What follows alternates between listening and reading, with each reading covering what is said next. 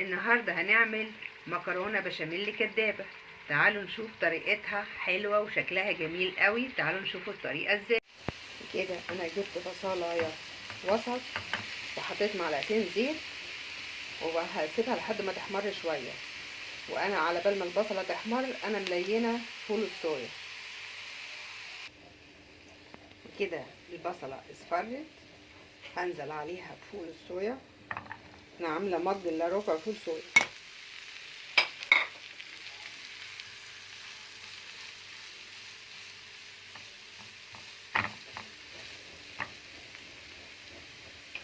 هنزل بتوابل ملح وفلفل اسود،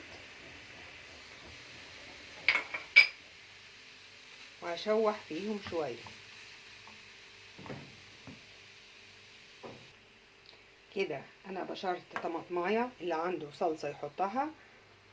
انا ما عنديش صلصه فحطيت طماطمايه بشرتها وهحطها عليها.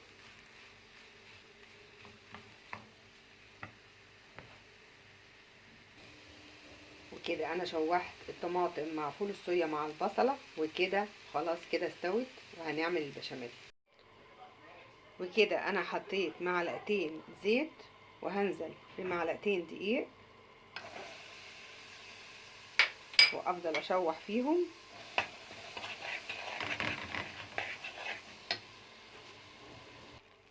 كده انا فضلت اشوح فيهم لحد ما الدقيق اصفر. هنزل عليهم بمج من السليق بتاع المكرونه،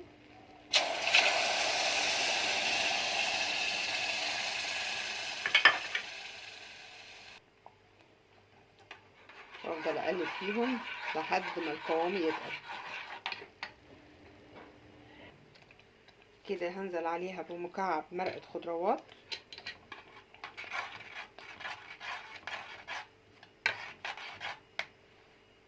نزلت عليها بنص معلقه فلفل اسود، وهنزل عليها بنص معلقه بنص معلقه ملح، ونزلت بفلفل اسود دلوقتي.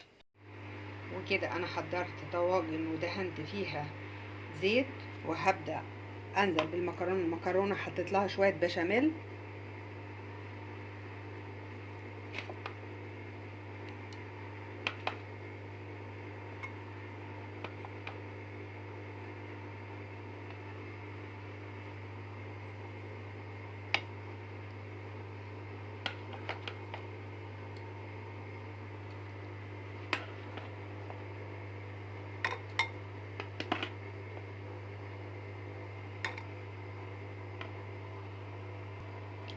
كده قسمتهم نصين وهبدأ احط فول الصويا.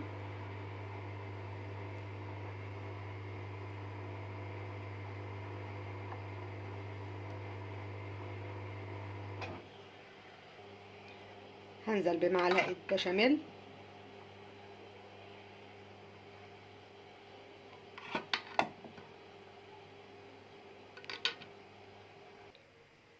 هنزل بنص المكرونة التاني،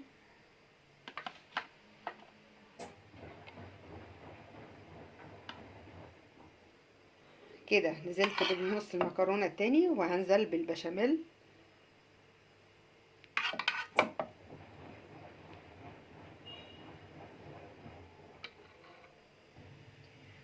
وكده طواجن المكرونة هدخلها الفرن. كده خلصت وهدخلها الفرن ونشوف هتطلع احلى طواجن مكرونة كدابة بشاميل كداب. وكده المكرونة البشاميل الكدابة طلعت من الفرن وريحتها حلوة قوي وجميلة قوي، وجربوها هتلاقوها حلوة. جربوا الطريقة هتعجبكم، ونتقابل في فيديو جديد.